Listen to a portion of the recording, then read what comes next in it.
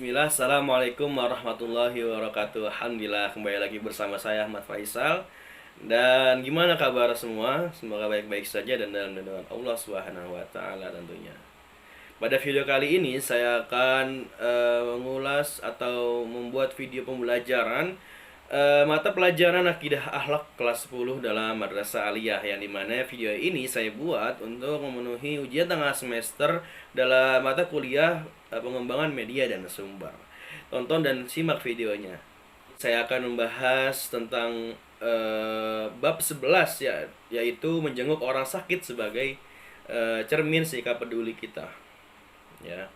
Yang kita ketahui bersama bahwa menjenguk orang sakit ini merupakan kemuliaan yang sangat dianjurkan oleh baginda Rasulullah SAW. Mengapa? Karena dapat menjadi penghibur bagi orang yang sakit tersebut dan memberikan motivasi baginya untuk sembuh. Islam dalam rahmatan lil alamin. Rahmat Islam ini mencakup semua isi kehidupan, diantaranya rahmat Islam terhadap orang-orang yang lemah dan orang-orang yang sakit. Mengunjungi orang sakit merupakan perbuatan yang sangat mulia sebagai wujud peduli kita terhadap sesama manusia dan terdapat keutamaan yang pastinya sangat agung serta pahala yang sangat besar tentunya, dan merupakan salah satu hak setiap muslim terhadap muslim lainnya. Peta konsep pada bab 11 ini yaitu menjenguk orang sakit yang dibagi menjadi 3, yaitu dalil, adab, dan hikmah. Yang pertama kita akan membahas tentang dalil menjenguk orang sakit. Menjenguk orang sakit dari Abu Hurairah radhiyallahu anhu. Qala Rasulullah sallallahu alaihi wasallam, haqqul muslim 'alal muslim sittun. Idza laqitahu fasallim alaihi wa idza da'aka fa'jibhu wa idza stansahaka fansahhu wa idza atasa fahamidallahu fasammithu wa idza marida fa'udhu fa idza mata fatba'hu, rawahu Muslim. Jemaah dalam hadis ini yaitu dari Abu Hurairah radhiyallahu anhu, ia berkata, Rasulullah Shallallahu alaihi wasallam bersabda, hak seorang muslim terhadap sama muslim itu ada 6. Yaitu yang pertama, jika kamu bertemu dengannya maka ucapkanlah salam. Yang kedua, jika ia mengundangmu maka penuhilah undangannya. Yang ketiga, jika ia meminta nasihat kepadamu maka nasihatilah. Yang keempat, jika ia bersin mengucapkan alhamdulillah maka doakanlah ia kembali dengan yarhamukallah. Yang kelima, jika ia sakit maka jenguklah. Dan yang keenam, jika ia meninggal dunia maka iringilah jenazahnya. Hadis riwayat Muslim nomor 2162. Baik, selanjutnya kita akan membahas adab menjenguk orang sakit. Menjenguk orang sakit merupakan perbuatan yang sangat mulia dan sangat dianjurkan oleh Rasulullah Shallallahu alaihi wasallam. Namun banyak yang terjadi, orang yang menjenguk orang sakit justru meresahkan hati orang yang sakit.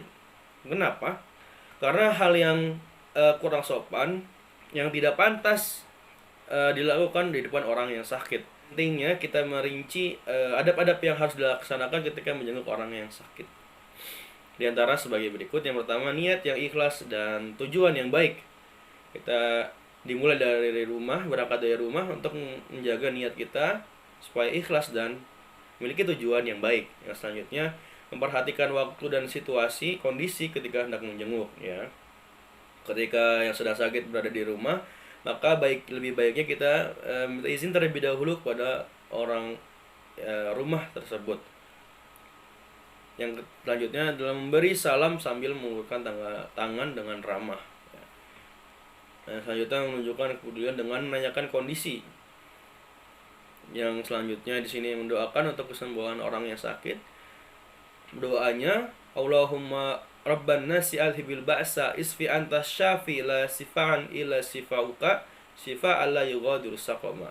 Yang selanjutnya menundukkan pandangan, tidak menatapnya dengan tajam.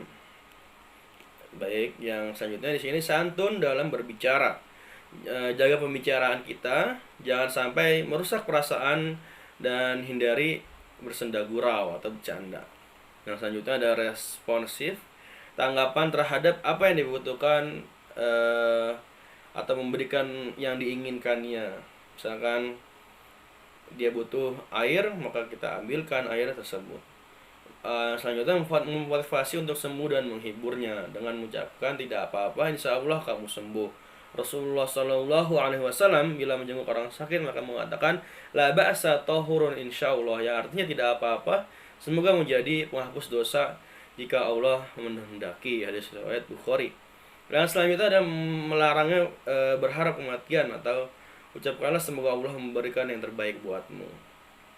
Mungkin ini masuk tahap-tahap sakit yang sudah fatal atau yang sudah parah penyakitnya. Yang selanjutnya menasihati agar selalu sabar dan supaya tetap menjalankan perintah Allah sesuai dengan kemampuan. Misalkan melaksanakan sholat, itu kewajiban seorang muslim. Berzikir sesuai dengan kemampuan. Yang selanjutnya membimbing dan membantu talqin.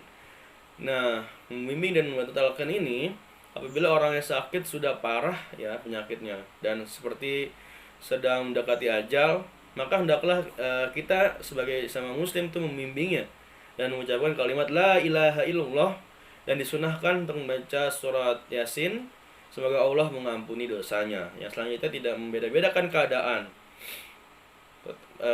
Apa artinya tidak membeda-bedakan keadaan?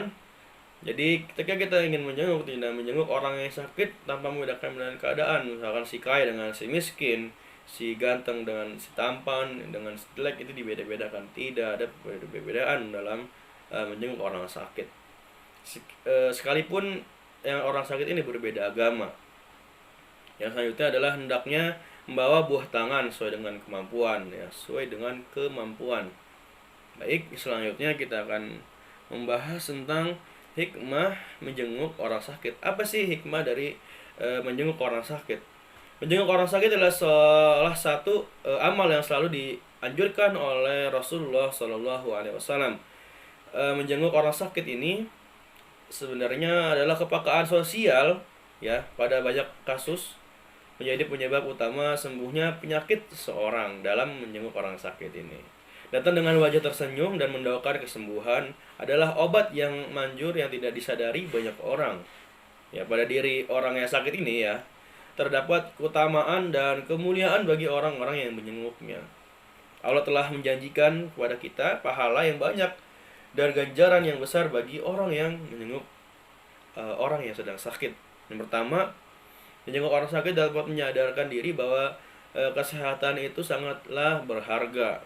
Dan selanjutnya bersyukur dan nikmat, mengingatkan kepada kita serta bersyukur atas nikmat sehat yang tengah kita rasa. Yang selanjutnya menjenguk orang sakit berarti memetik buah-buah pahala. Rasulullah Shallallahu Alaihi Wasallam bersabda, "Idza ada rajulun akhahul muslim masya fi khirafatil jannah hatta yajlisa fa idza jalasa ghamarathu rahmah fa in kana ghudwatan shalla alaihi sab'una alfan malikin hatta yumsiya fa in kana masya'an shalla alaihi sab'una alfan malakin hatta yisbaha."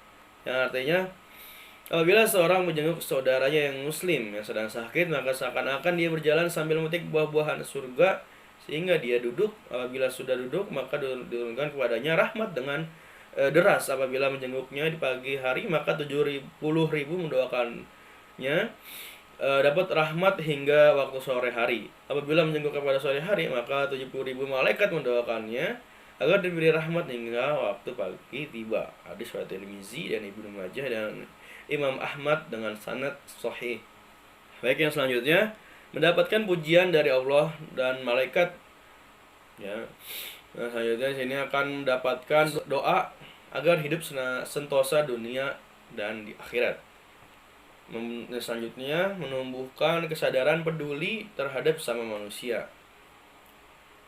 Selanjutnya menjalin silaturahmi antara yang sehat dan yang sakit. Ya. Yang selanjutnya ada meningkatkan kesadaran untuk selalu berbuat kebaikan kepada sesama. Selanjutnya membantu mengurangi rasa sakit dan memberikan motivasi untuk sembuh pada orang yang sakit. Dan yang terakhir membahagiakan hati orang yang sakit. Mungkin sekiranya seperti itu. Semoga kita dapat memahami apa yang kita bahas pada kesempatan kali ini dan dapat mengamalkannya dengan niat yang baik. Kurang lebihnya mohon maaf. Wabillahi taufiq wal hidayah. Wassalamualaikum warahmatullahi wabarakatuh.